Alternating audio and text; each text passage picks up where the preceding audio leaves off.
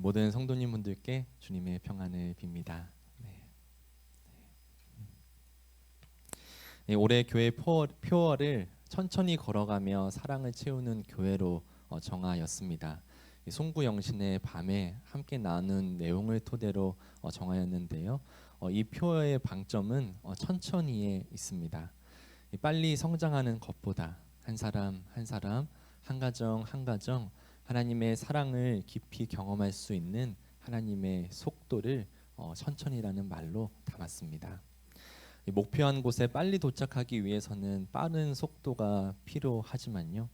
우리의 목표가 특정한 숫자와 규모에 있지 않고 진정 교회를 이루어가는 공동체에 있다면요. 서로의 얼굴을 바라볼 수 있는 시간, 서로의 이야기를 경청할 수 있는 속도가 필요합니다. 서로가 서로에게 인격적인 관계가 될 수 있는 그 속도 말입니다. 저는 그 하나님의 시간, 그 하나님의 속도에 맞춰서 누구도 뒤처지지 않고 누구도 빠뜨리지 않는 함께 걸어가는 한 공동체의 교회를 꿈꿉니다. 이 꽃들은 모두 저마다의 속도에 맞춰 꽃을 피웁니다. 이 꽃이 피는 속도를 두고 빠르다, 느리다라고 말하는 건요. 인간의 기준으로 그 꽃을 바라보기 때문입니다.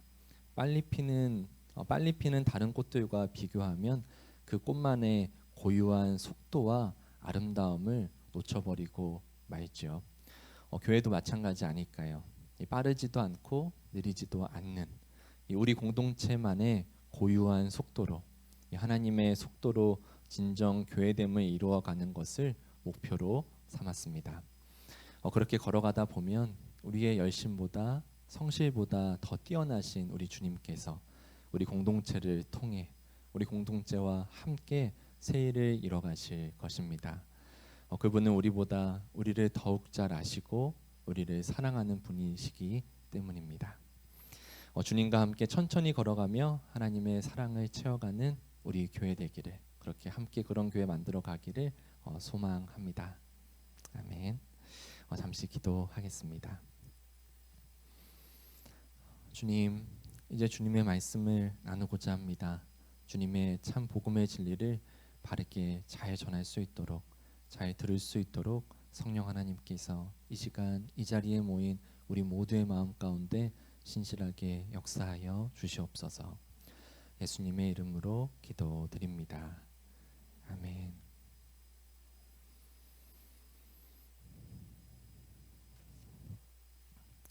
우리나라 대법원에 가보시면 중앙홀에 정의의 여신상이 있습니다.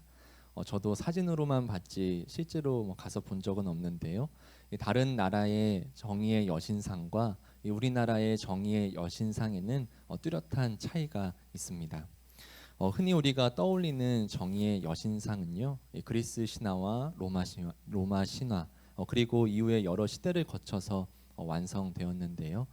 이 여신상의 모습에는 법이 지향해야 할 가치가 잘 담겨 있습니다. 첫 번째 특징으로는 이렇게 눈을 이렇게 가리고 있죠. 사람에 따라서 달라지는 법이 아니라 공정하게 법 앞에서 평등하게 판결해야 함을 뜻하고 있습니다. 그리고 한 손에는 저울과 한 손에는 칼을 들고 있는데요. 이 저울은 형평성을 가지고 이 양측의 주장과 증거를 엄격하고 정밀하게 달아보겠다는 그런 균형을 상징하고요. 이 칼은 이 법을 어긴 사람에게는 단호하게 처벌을 내리는 강제력과 집행력을 뜻합니다. 그런데 우리나라 대법원에 있는 정의의 여신상은요, 이 눈을 가리고 이렇게 있지 않습니다. 이 두 눈을 부릅뜨고 사안의 실체를 정확히 보겠다는 해석이 반영되어 있고요. 그리고 칼 대신에 법전을 들고 있습니다. 이 엄격한 처벌보다는요, 법의 원칙을 강조하기 위해서입니다. 마지막으로는 여신들이 입는 드레스가 아니라 우리나라의 전통 그런 한복을 입고 있는 게 차이점입니다.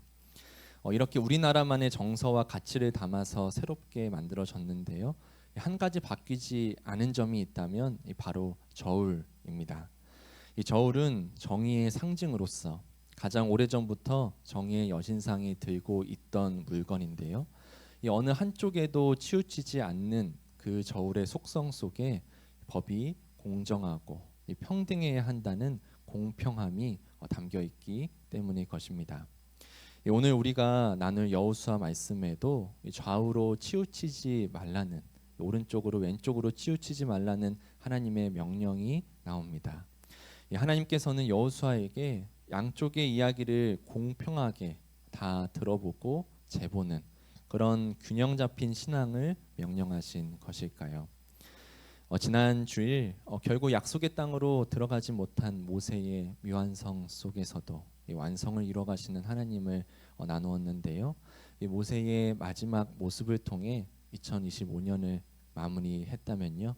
오늘은 이 모세에 이어 이스라엘을 이끈 여호수아의 시작을 통해 우리의 첫 주일을 시작하고자 합니다. 오늘 본문인 여호수아는 주님의 종 모세가 죽은 뒤에라는 말로 시작합니다.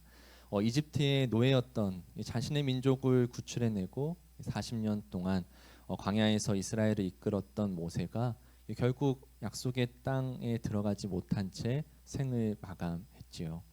하나님과 얼굴을 마주하면서 하나님과 깊이 교제하던 그렇게 백성들이 이끌었던 위대한 지도자 모세가 죽은 것입니다. 한 민족을 이끈 지도자의 죽음은 이스라엘 공동체에게 엄청난 불안과 두려움을 가져오게 했습니다. 하나님께서 약속하신 가나안 땅은 바로 눈앞에 있었지만 모세는 없었습니다. 그들은 새롭게 세워진 지도자 여호수아와 함께 그 땅을 정복해야 했습니다. 오직 하나님만을 의지하기 바라셨던 그분의 의도로도 보입니다. 그러나 모세에 이어서 가나안 정복의 임무를 맡은 여호수아는 개인적으로 얼마나 큰 부담을 느꼈을까요? 여호수아는 모세 곁을 지킨 가장 충성스러운 부하이자 보좌관이었습니다. 그는 민족의 사령관으로서 전투를 지휘하기도 했고요. 이 가나안 땅을 정탐하기 위해 대표로 뽑은 그 12 정탐꾼 중에 한 명이기도 했습니다. 그리고 그는 특별히 성서에서 신실한 사람이라고 이렇게 설명해 주는데요. 그는 모세가 하나님을 만나는 회막에서 자기 공간으로 돌아간 후에도 회막을 떠나지 않았다고 적혀 있습니다. 이 말은 무슨 뜻이냐면요. 여호수아가 정말 야심을 품고 모세의 후계자로만 그런 의도로서 하나님을 만나는 회막에 갔더라면 그 모세가 가고 나면 바로 자신도 갔을 거 아니에요. 그런데 여호수아는 모세가 그렇게 간 뒤에도 그 회막에 남아서 하나님과의 만남을 사모했던 사람이라는 것을 두고 성서는 그를 신실한 사람이었다라고 평가하는 것입니다. 그러나 모세는요, 왕궁에서 자라나 이집트의 왕자로서 당대 최고의 교육을 받은 사람이었다면요, 이 여호수아는 이집트의 노예로 태어나서 광야에서 교육을 받은 사람입니다. 이집트 왕자 출신의 지도자에서 이집트 노예 출신의 그런 배경의 지도자로 세대 교체가 된 것입니다. 여호수아는 모세만큼의 권위도 능력도 교육도 모든 면에서 부족할 수밖에 없는 그런 태생적인 한계를 지닌 사람이었습니다. 이 모세가 후계자로 모두의 앞에서 세워 주었고 또 민족 백성들도 지지해 주지만요. 스스로 얼마나 모세가 앞에 두고 모세를 자신과 비교하면서 얼마나 불안하고 두려운 마음이 그에게 있었을까요? 그래서일까요? 여호수아 1장에 보면요. 하나님께서 강하고 담대하라는 말씀이 3번이나 반복됩니다. 세 번역으로는 굳세고 용감하여라라고 나와 있는데요. 개인적으로는 강하고 담대하라라는 이 말이 더 입에 착 달라붙는 것 같습니다. 왜 하나님께서 3번이나 반복하셨을까요? 그만큼 여호수아가 이 내면에 불안하고 두려워했기 때문에 그 말이 절실하게 필요했던 상황이어서가 아닐까요? 심지어 하나님뿐만 아니라 백성들조차도 백성들도 여호수아에게 강하고 담대하라고 그렇게 말을 하는데요. 여호수아 1장 17절 18절 말씀입니다. 함께 읽어보겠습니다. 우리는 범사의 모세에게 순종한 것 같이 당신에게 순종하려니와 오직 당신의 하나님 여호와께서 모세와 함께 계시던 것 같이 누구든지 당신의 명령을 거역하며 당신의 말씀을 순종하지 아니하는 자는 죽임을 당하느니 오직 강하고 담대하소서. 아멘. 이 여호수아의 불안과 두려움을 하나님만 아신 게 아니라 함께 지내는 또 곁에서 함께 살아가는 백성들도 다 눈치를 챈 것이죠. 모세에게 순종한 것 같이 여호수아에게 당신에게 순종하겠다고 그러니 강하고 담대하라고 여호수아의 길을 팍팍 세워주고 있는 백성들의 모습입니다. 하나님께서 여호수아에게 처음 하신 말씀의 전반부도 이와 같은데요. 하나님께서는 여호수아에게 주신 은혜와 약속을 먼저 선포하시며 먼저 주시며 여호수아를 북돋아 주셨습니다. 내가 너와 함께하겠다. 내가 밟는 모든 땅을 너에게 주겠다. 내가 어디를 가든지 너를 버리지 않고 너와 함께 하겠다고 말입니다. 여호수아의 순종보다 먼저 하나님의 은혜와 약속이 선포된 것입니다. 마치 십자가에 달리신 주님의 사랑이 우리의 응답보다 먼저였듯이 말입니다. 그리고 하나님께서는 그 은혜와 약속의 응답으로서 여호수아에게 한 가지를 요구하시는데요.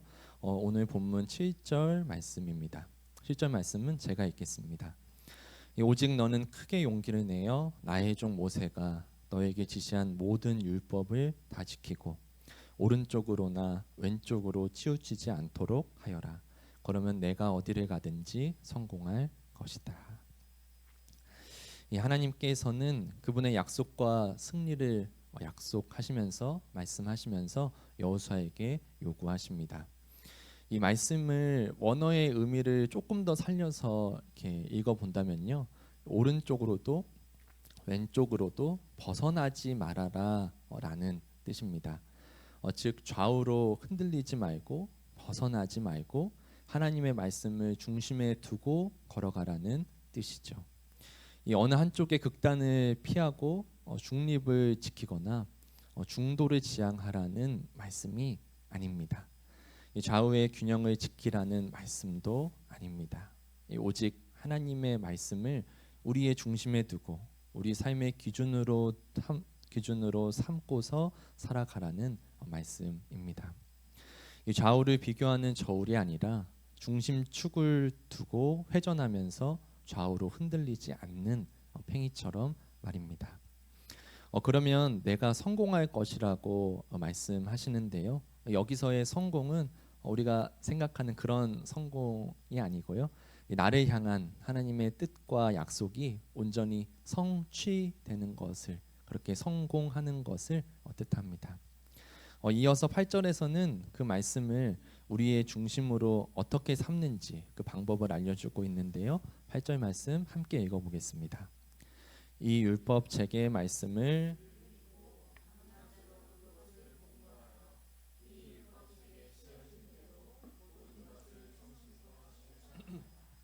그리하면 내가 가는 길이 순조로울 것이며 내가 성공할 것이다. 아멘. 하나님의 말씀을 늘 읽고 밤낮으로 공부하며 그 말씀에 쓰여진 대로 모든 것을 성심껏 실천하라고 말씀하십니다. 이전 개역개정 성경에서는요, 말씀을 묵상하라고 나와 있는데요. 새 번역에서는 밤낮으로 공부하다라는 이 구체적인 말로 번역했습니다. 이 묵상하다, 이 밤낮으로 공부하다라고 번역한 히브리어 단어는 본래의 뜻은 중얼거리다, 이 낮은 소리로 되뇌이다라는 뜻이거든요.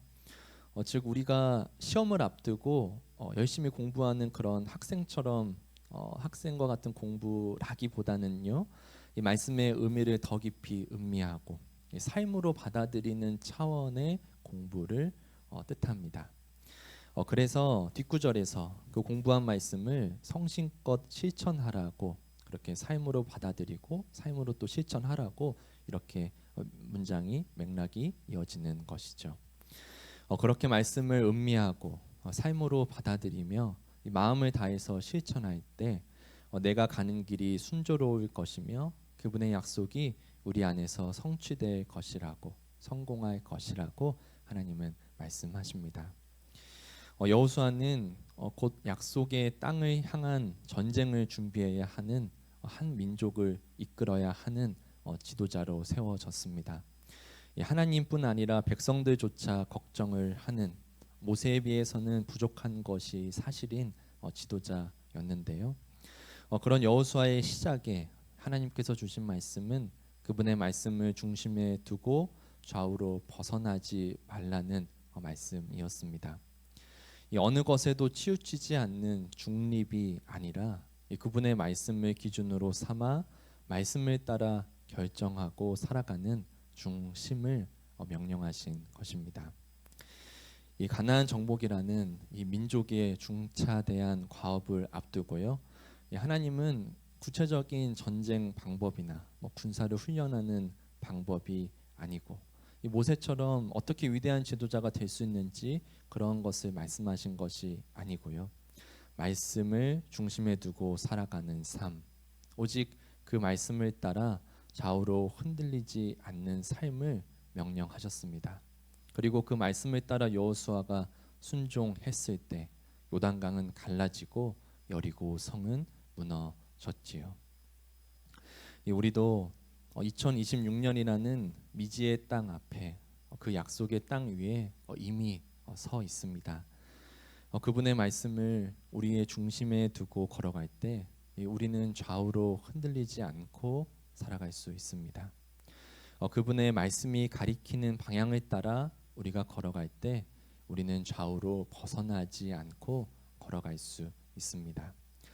그렇게 그분의 말씀을 우리 삶의 중심축으로 삼고 살아갈 때 오늘 여호수아에게 주신 약속처럼요, 우리도 그분의 인도하심 아래 순조롭게 그분의 약속과 계획이 우리 삶 속에 온전히 성취될 것입니다.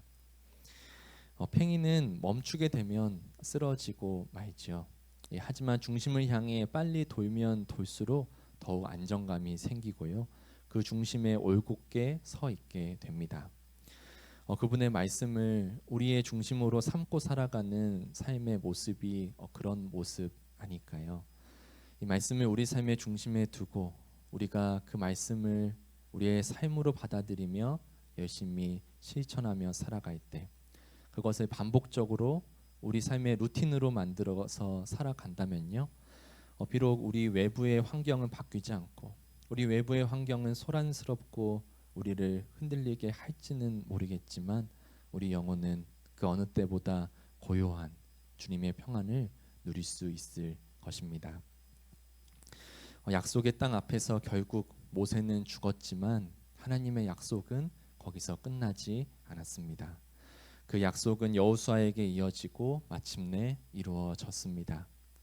2025년은 지나갔습니다. 그러나 우리 향한 하나님의 약속은 여전히 멈추지 않고 우리 안에 이루어지고 있고요. 우리 향한 하나님의 동행은 여전히 우리 삶의 모든 순간 속에 함께하고 계십니다. 하나님의 약속과 하나님의 은혜는 우리보다 앞서 우리의 2026년을 향해 선포되었습니다. 우리보다 먼저 가 계신 하나님, 이제 그 하나님의 약속과 은혜 앞에 우리가 응답할 차례입니다. 여호수아의 시작처럼 우리도 하나님의 말씀 안에서 시작하기를 원합니다. 좌우로 치우치지 않는 저울의 중립이 아니라 좌우로 흔들리지 않는 팽이의 중심처럼 그분의 말씀을 우리의 중심에 두고 2026년을 시작하는 우리 모두 되기를 간절히 축원드립니다. 아멘.